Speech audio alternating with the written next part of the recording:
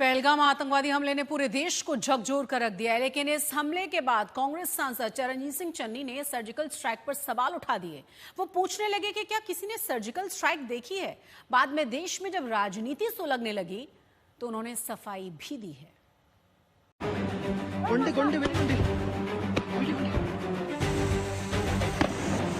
पहलगाम का ये जख्म अभी भरा नहीं है।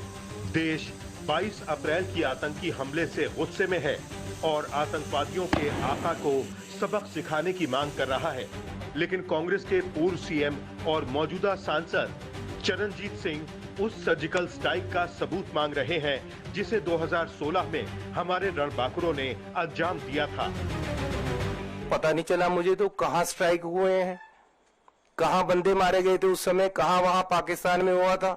हमारे देश में आकर कोई बम गिरे पता नहीं चलेगा। कहते जी पाकिस्तान में हमने सर्जिकल स्ट्राइक किए थे, कोई कुछ नहीं हुआ, कहीं नहीं दिखे सर्जिकल स्ट्राइक, किसी को नहीं पता चला। चन्नी का ये बयान आग की तरह फैल गया। बीजेपी ने इसे पाकिस्तान से जोड़ते हुए जोरदार प्रहार किया। कांग्रेस पार्टी का ये प्रेस कॉन्फ्रेंस की पुलवामा के समय सर्जिकल स्ट्राइक नहीं हुआ, क्या ये भारत की सेना और वायुसेना के मनोबल को नहीं गिराता है? क्या कहीं न कहीं ये देशवासियों के मनोबल को नहीं गिराता है? कांग्रेस कोई भी ऐसा अवसर, कोई भी ऐसी कसर क्यों नहीं बाकी छोड़ती जिसमें पाकिस्तान की सेना और पाकिस्तान के सरकार को, पाकिस्तान के आतंकवादियों को ऑक्सीजन सप्लाई जहां होता हो। हर समय पाकिस्तान के आतंकवादियों को और पाकिस्तान की सेना को ऑक्सीजन सप्लाई करने का काम ये कांग्रेस पार्टी करती है। 22 अप्रैल की दोपहर जब लोग जम्मू कश्मीर के पहलगाम की खूबसूरत बैसरन घाटी में मौज मस्ती में थे, तभी आतंकियों की गोलियां बरसने लगीं। धर्म पूछ कर आतंकी पर्यटकों को मारने लगे। महज चंद मिनट में 26 लोगों को मार डाला। कश्मीर की हंसती खेलती वादियों को मरघट में तब्दील कर दिया। इसके बाद देश का पूरा माहौल बदल गया। ऐसे वक्त में जब देश की राजनीति में एकजुटता की जरूरत है तो कांग्रेस के नेता अनाप शनाप बयान दे रहे हैं। ऐसे में सबसे बड़ा सवाल ये है कि क्या राजनीति अब युद्ध और शहादत पर भी सवाल उठाएगी?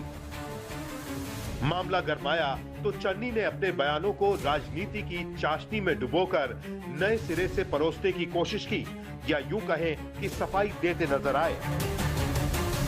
आज सरकार से अपेक्षा है कि ये हो। सर्जिकल की बात आज कोई है ही नहीं है भैया, और ना ही उसके सबूत मांगे जाते, ना ही मैं मांग रहा हूँ। अब मैं नहीं मांग रहा हूँ, मैं ये कह रहा हूँ कि इस बात को इधर उधर घुमाने की कोशिश मत करो। ये बहुत ही सेंसिटिव इशू है। पहलगाम आतंकी हमले के बाद पाकिस्तान के खिलाफ देश भर में आक्रोश है, लेकिन कांग्रेस के नेताओं के गैर जिम्मेदाराना बयान ने पाकिस्तान को बैठे बिठाए मुद्दा भी थमाया है। कांग्रेस के ऐसे नेताओं की लिस्ट लंबी है। कर्नाटक के सीएम सिद्धारमैया ने 26 अप्रैल को कहा कि हम तुरंत युद्ध के पक्ष में नहीं हैं। सबसे पहले सुरक्षा कड़ी करनी चाहिए।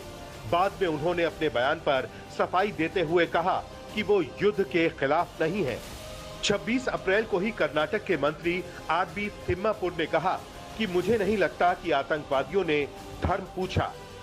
28 अप्रैल को महाराष्ट्र के कांग्रेस के विधायक विजय वडेट्टीवार ने कहा कि क्या आतंकवादियों के पास धर्म पूछने का समय होता है?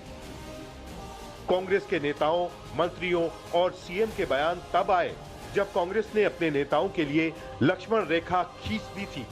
गैर जिम्मेदाराना बयान पर राहुल गांधी से मल्लिकार्जुन खड़गे तक नाराजगी जता चुके थे, लेकिन उनके नेता नहीं मानने वाले तो बीजेपी भी हमलावर है। ये गद्दार है और ये हमारी सेना पर ना तो इनको भरोसा है, ना इनको विश्वास है। इनका विश्वास ज्यादा उन बातों में है जो पाकिस्तान के। जब जब विवादित बयान आता है, कांग्रेस की तरफ से पल्ला झाड़कर ये कह दिया जाता है कि ऐसे बयान व्यक्तिगत हैं और इससे कांग्रेस का कोई लेना देना नहीं है। लेकिन फिर सवाल उठता है कि क्या इतने सारे नेता बार बार सिर्फ गलती कर रहे हैं या फिर ये किसी रणनीति का हिस्सा है? वरिष्ठ नेता हैं, सांसद हैं, कांग्रेस पार्टी का इन बयानों से कुछ लेना देना नहीं है। ये उनकी निजी राय है और ये पार्टी की राय नहीं है, और पार्टी ऐसे बयानों से हम सहमत नहीं हो सकते। आतंकवाद और उसके आकाओं को लेकर सियासी गली में चर्चा जो भी हो, लेकिन देश एकजुट है। We are committed to take firm and decisive action against terrorists and those who support them. राजनीति के अपने सवाल हो सकते हैं, लेकिन जब सवाल बंदूक के साए में उठे तो देश सबसे पहले होता है। सवाल जरूरी है, लेकिन जवाबदेही उससे भी ज्यादा।